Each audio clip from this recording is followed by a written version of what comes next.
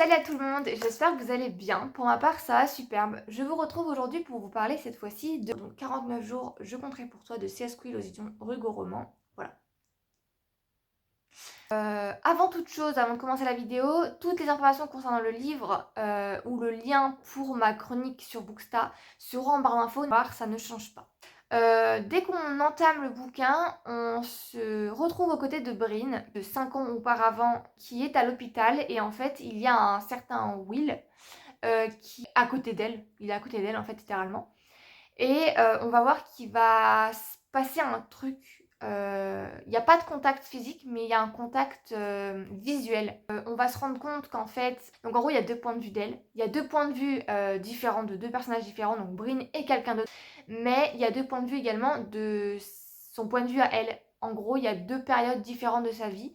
En gros, il y a les points de vue de 5 ans auparavant de ce qu'elle raconte de sa vie et 5 ans après de ce qu'elle raconte en gros au présent. On voit qu'elle va à l'exposition de son ami Ben et cet ami en l'occurrence expose ses photos dans la même galerie qu'un grand photographe très réputé qui s'appelle Sawyer Hall, en gros. Et on va voir que quand elle va arriver dans cette exposition-là, elle est très absorbée par les photographies du deuxième photographe, donc de Sawyer Hall en gros. Et il va finir par arriver et ils vont les deux commencer à parler des photographies de Sawyer, en gros. Voilà.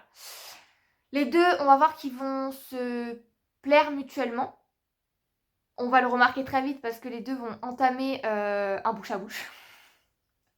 Cette façon de dire qu'ils vont s'embrasser est très très waouh, magnifique.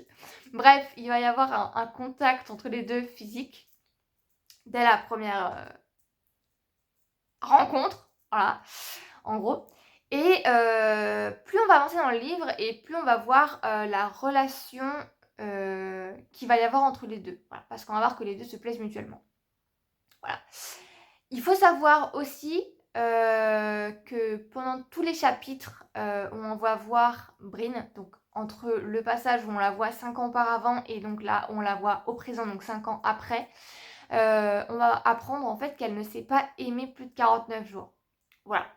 Elle a des tocs, elle a certaines choses qui font qu'elle doit le faire, elle doit faire certaines choses pour se sentir bien, on va dire. Voilà. Mais le sujet principal, quand on voit dans le livre, etc., c'est vraiment qu'elle ne s'est pas aimée plus de 49 jours. On a beaucoup de... Je peux pas dire indices parce que c'est vraiment pas des indices en soi. Moi, je me suis vraiment complètement foirée dans ma théorie. Vraiment, j'étais tellement loin de me douter de ce qui s'était vraiment passé. J'étais à l'autre bout de la terre. Vraiment, j'étais à l'opposé complet. Bref, aucun rapport avec ce que moi je pensais. Ma théorie était complètement mise à l'eau. Et en fait, quand on voit les 5 ans auparavant, on se demande ce qu'elle a vécu avec une certaine personne. Parce qu'elle a vécu certaines choses avec quelqu'un.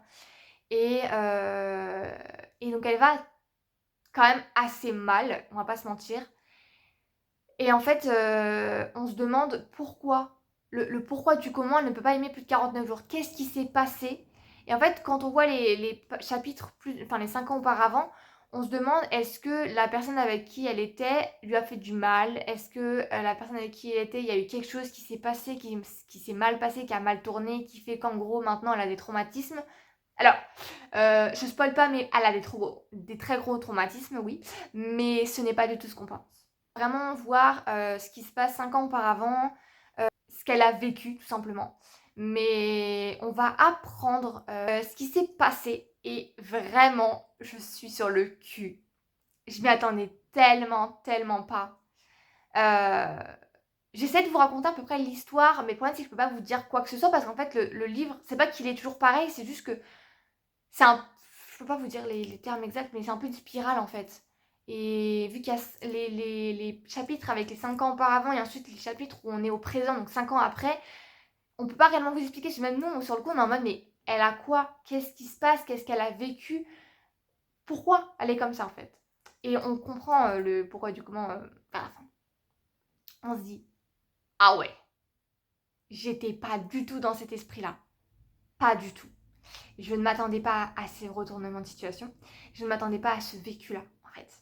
Voilà. Moi, j'étais vraiment là, et ce qu'elle a vécu, c'était là. J'étais vraiment à l'opposé. Voilà, donc aucun rapport.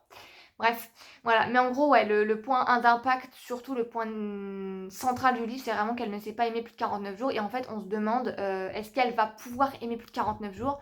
Qu'est-ce qui fait que c'est le cas, enfin, qu'elle peut pas?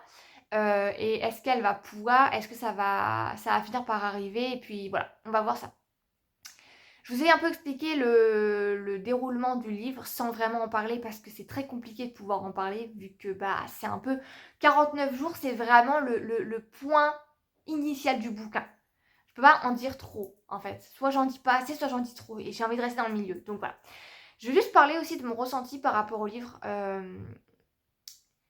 parce qu'il est important aussi, je trouve. Il n'y a pas que l'histoire en elle-même parce que l'histoire en elle-même elle va être très rapide à expliquer parce qu'il y a quand même genre un chapitre par rapport à 5 ans auparavant et un chapitre par rapport à 5 ans après, à son présent, à elle, où elle vit, et voilà.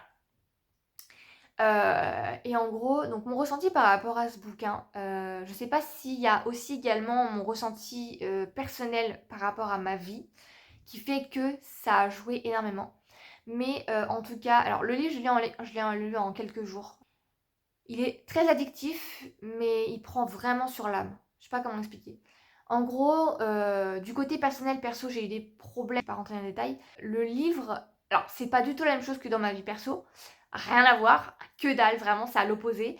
Mais j'ai l'impression que, je sais pas, les sentiments qu'elle avait, Brine, ou les façons d'écrire de l'autrice, je sais pas c'est quoi qui fait que, mais à certains moments, en fait, j'étais toujours en train de pleurer. Alors le livre, il aide pas du tout, clairement. Les passages sont vraiment émouvant, enfin, on pleure, ça c'est un fait. Enfin, si vous pleurez très rarement, c'est possible que vous ne pleuriez pas, mais la personne qui l'a lu également dans mon entourage a pleuré. Et il faut dire qu'elle est pas insensible, mais qu'elle pleure très très rarement pour les livres. C'est très rare. Donc si le livre l'a fait pleurer elle, je pense que beaucoup de personnes vont pleurer. Voilà, moi j'ai pleuré, moi, mes larmes coulent très très vite, donc j'ai pleuré. C'est pas ça le sujet. Mais ma vie personnelle et le livre n'ont pas vraiment de rapport. Mais je sais pas comment expliquer le ressenti que j'ai eu en fait. C'est comme si Brine me parlait. Je sais pas si c'est vraiment le cas, mais en tout cas, quand je lisais le livre, il y avait certains sentiments que j'avais en moi qui fait que ça n'allait pas.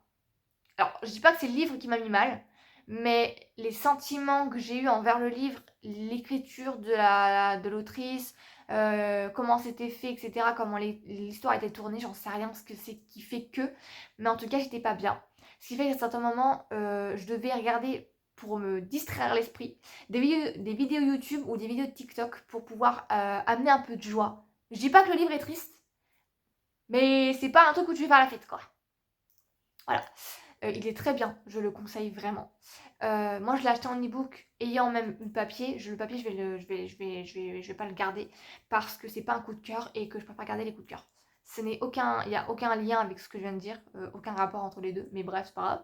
Mais c'est vrai que côté sentiment, côté émotion, il vous vide, vraiment, il vous vide. Et, euh, et c'était super intéressant, super bien. En tout cas, moi, je vous conseille vraiment pour apprendre à connaître Brin et Sawyer, tout simplement. Voilà. Et vous allez apprendre ce qui se passe, les personnages qui vont s'ajouter à l'histoire. Enfin bref, vous allez apprendre sur la vie de Brin. Voilà. Et que certaines choses peuvent traumatiser énormément des gens. Voilà. Et que les traumatismes ne sont pas à prendre à la légère, bien au contraire.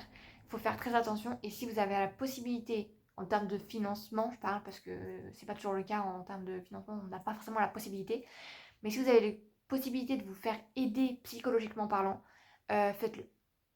Parce que souvent, quand j'étais en train de lire le livre, c'est une pensée qui était dans ma tête, hein, je précise.